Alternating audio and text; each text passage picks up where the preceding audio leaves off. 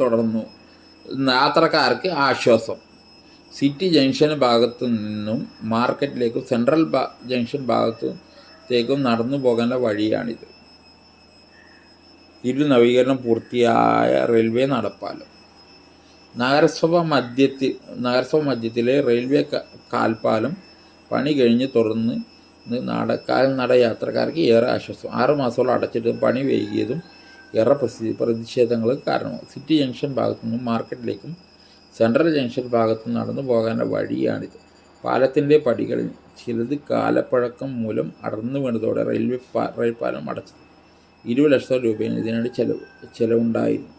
ഇത് നഗരസഭ അടയ്ക്കണമെന്ന് റെയിൽവേ ആവശ്യപ്പെട്ടു. തുടർന്ന് മരണവാർത്തകൾ നൽകിയതോടെ നഗരസഭ പണമടച്ചു. എന്നിട്ടും പണി നടന്നില്ല.